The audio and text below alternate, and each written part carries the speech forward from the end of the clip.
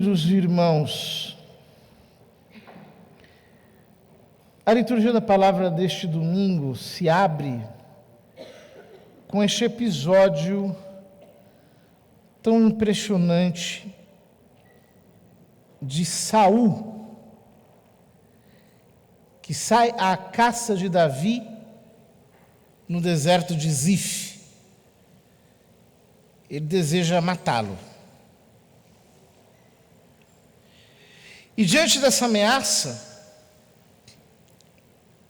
duas atitudes se contrapõem. De um lado, a atitude de Abisai, que quer matar aquele que quer matar Davi. Ele entra na espiral da morte. Ele reflui segundo o fluxo da maldade, da violência, da agressão. E de outro lado, Davi, que aqui se comporta como um homem do Novo Testamento,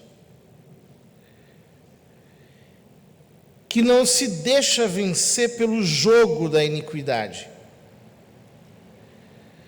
mas que decide fazer o bem a Saul, porque tem reverência para com Deus. Diz ele: quem tocar no ungido do Senhor passará impune. Ele não brinca com vingança. Deus lhe entregou Saul em suas mãos. Talvez se Davi fosse um homem supersticioso, talvez um homem do Velho Testamento nessa atitude, ele teria pensado: Deus entregou o meu inimigo nas minhas mãos, vou eliminá-lo, porque aqui está a prova de que ele quer isso. No entanto, o seu coração está possuído por uma bondade reverente, que é justamente a atitude interior que o impede de agredir. Ele é humilde. Ele não quer fazer justiça com as suas próprias mãos. E é disso que Jesus nos está falando no Evangelho. Semana passada, líamos o começo do chamado Sermão da Planície em São Lucas, que começa com as 4 bem-aventuranças e os 4 ais. Jesus contrasta muito bem quem são os bem-aventurados e quem são os mal-aventurados. Ai de vós pobres, ai de vós que chorais, ai de vós que tendes fome, ou melhor, ao contrário, desculpem. Bem-aventurados vós, os pobres, bem-aventurados os que chorais, bem-aventurados os que tendes fome, bem-aventurados os que são perseguidos, e do outro lado, ai de vós, ricos, ai de vós que rides, ai de vós que tendes pão com fartura, ai de vós que perseguis os outros. Ele distingue muito bem esse grupo dos bem-aventurados do grupo dos mal-aventurados, mas em seguida ele desinstala qualquer atitude revanchista que possa haver por parte dos pobres para com os demais. Como que dizendo: não pensem que pelo fato de vocês serem os preferidos da graça, o alvo primordial da misericórdia, isso lhes dá anistia para reproduzir o mesmo sistema de ódio e violência contra aqueles que têm para convosco ódio e violência. O fato de você ser Davi não justifica que você entre na lógica de Saul. Não basta vencer Saul, é preciso vencer o sistema de Saul. Se Davi mata Saul, aparentemente ele venceu Saul. Mas na verdade, quem ganhou foi o sistema de Saul.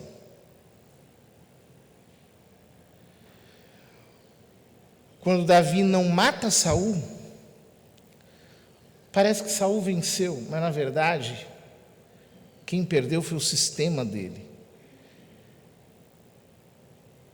É por isso que Jesus está dizendo aqui: vocês são bem-aventurados, mas não se deixem vencer pelo sistema dos mal-aventurados. Não reproduzam aquele círculo de ódio, de agressão. Não sejam estes homens truculentos, provocadores, que caem na cilada da maldade.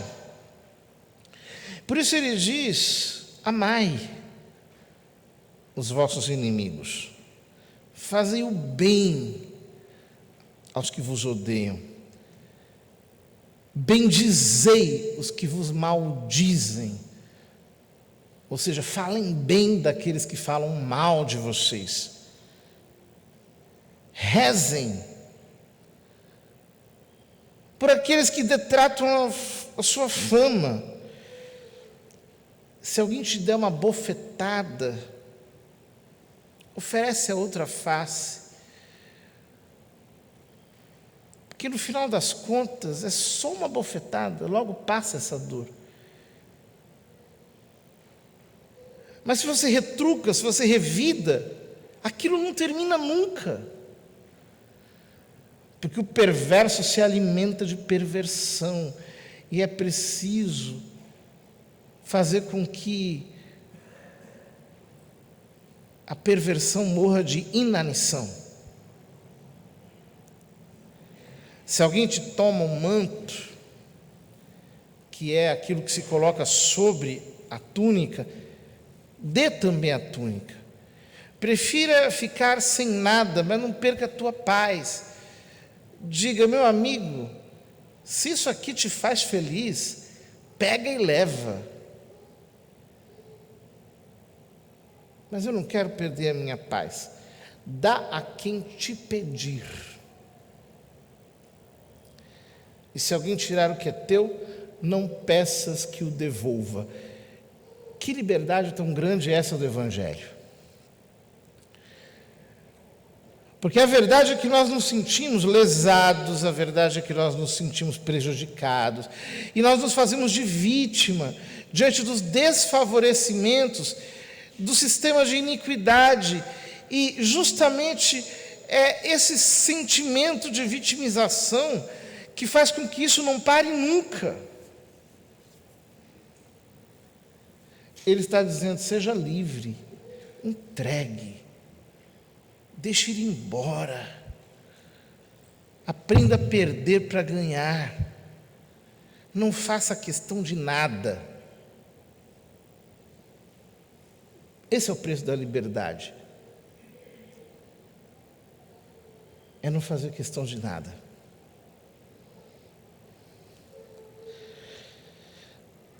E depois ele aprofunda mais isso,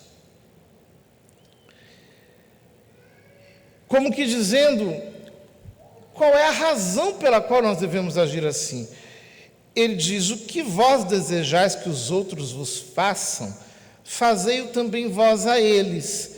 Ou seja, a base para vivermos isso é a capacidade de empatia. Se coloque no lugar do outro. Pense, o que você queria que ele te fizesse? Então, tenha empatia.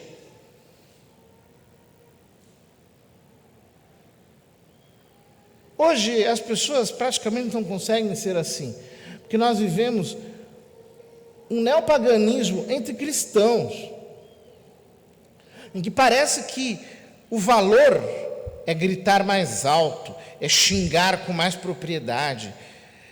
Parece que vencer é impor a própria truculência, é ser portador de um sincerismo homicida, capaz de dizer todas as verdades, entre aspas, que massacram, que destroem. Como isso é diferente do ensino de Jesus? Porque nós precisamos nos colocar no lugar dos outros.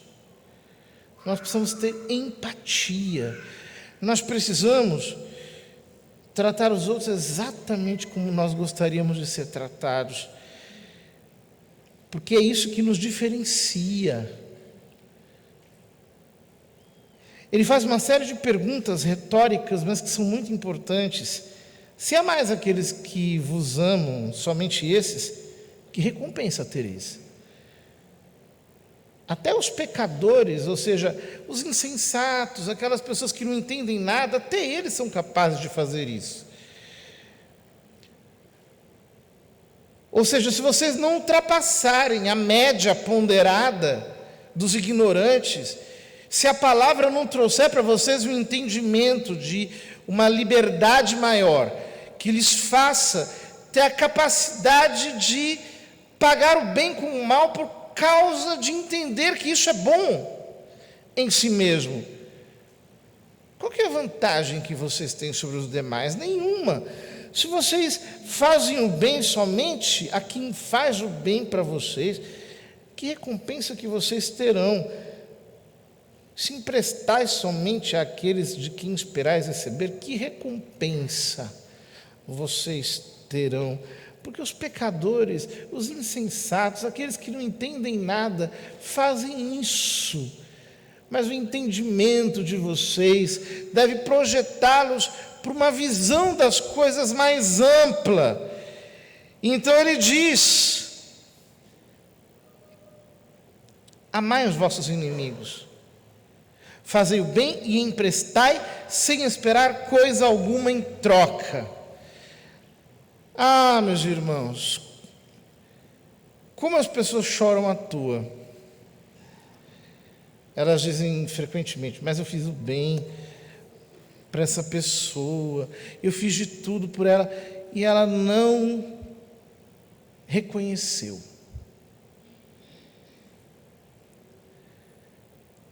Aí eu olho, eu tenho vontade de dizer assim: alô?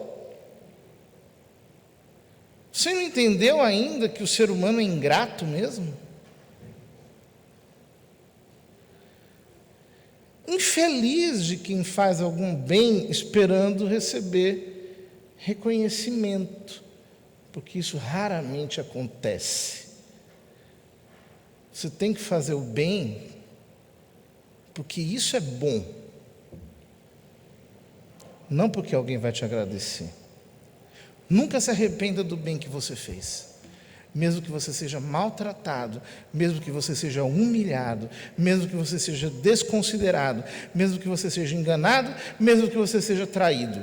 Nunca se arrependa do bem que você fez, porque o bem que você fez é o fruto da bondade do homem bom que você é, pela graça de Jesus Cristo. Seja bom. Seja bom e seja bom de graça, porque isso se instalou em você de graça. Foi Deus que te deu. Foi Ele que te amou, te perdoou, te criou, te deu todos os bens. E Jesus diz: quando você faz as coisas assim, com essa liberdade, com essa gratuidade, então a vossa recompensa será grande, e sereis filhos do Altíssimo, porque Deus é bondoso também para com os ingratos e os maus. Quando você é bom de graça, você está sendo igual a Deus, que é bom de graça, que foi bom de graça com você. Sede misericordiosos, como também o vosso Pai é misericordioso. O que significa? Seja perdoador, seja generoso, seja compreensivo.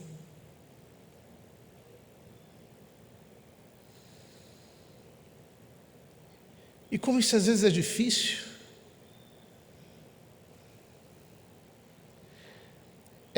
porque quando você perdoa pela 10ª vez, você se pergunta: será que eu não estou sendo feito de otário?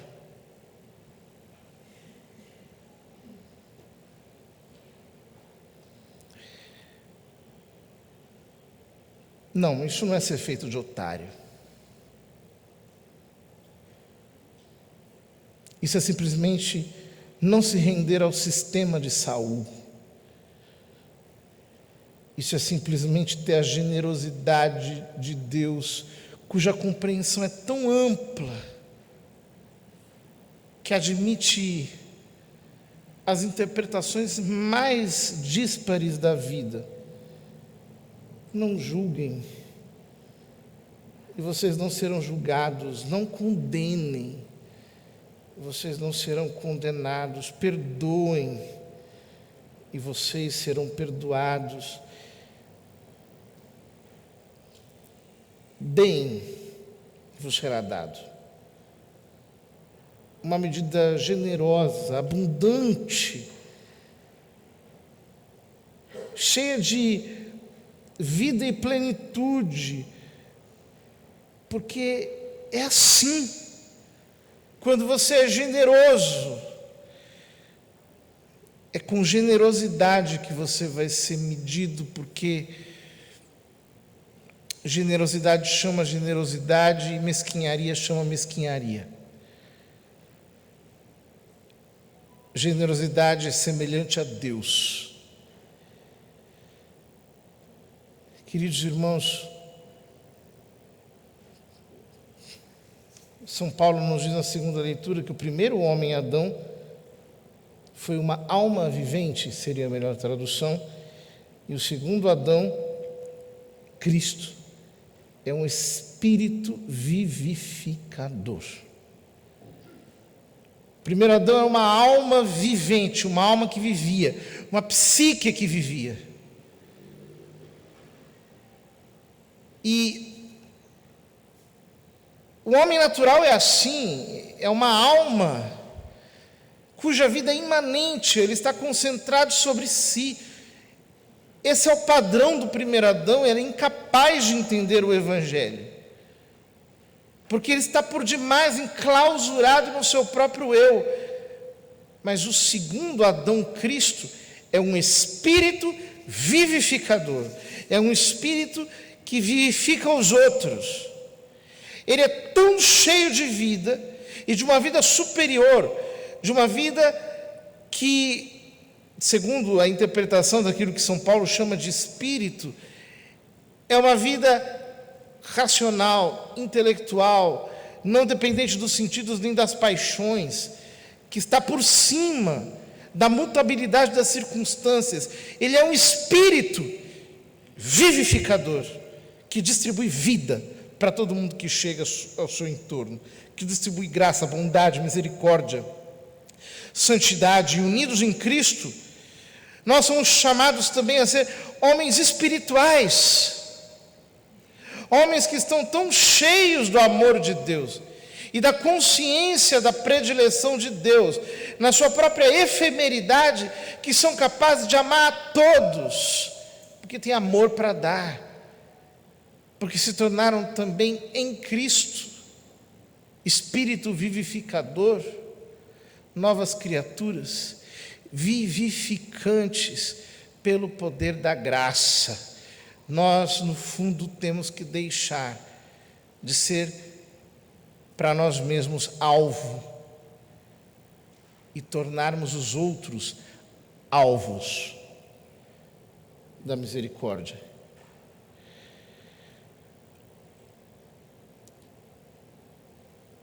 Veio primeiro não o homem espiritual, mas o homem natural. Depois é que veio o homem espiritual. O primeiro homem tirado da terra é terrestre. O segundo vem do céu. Como foi o homem terrestre, assim são as pessoas terrestres. E como é o homem celeste, assim também vão ser as pessoas celestes. E ele nos convida a refletirmos a imagem do homem celeste. No céu, todos nós chegaremos unicamente porque Deus foi bondoso para conosco. Queridos irmãos, que nós possamos reproduzir esse padrão e refletirmos em nós a condição do homem celestial, reconciliado com Cristo, cheio de graça e amor, e por isso capaz de jamais reter o perdão. Eu não posso reter o perdão. Não posso reter o amor, não posso reter a bondade, não posso reter a misericórdia. Eu estou banhado nisso, isso tem que sair de mim e chegar para todos, sem restrição, sem seleção. Unicamente porque Deus é bom e porque Ele nos faz participantes da sua própria bondade.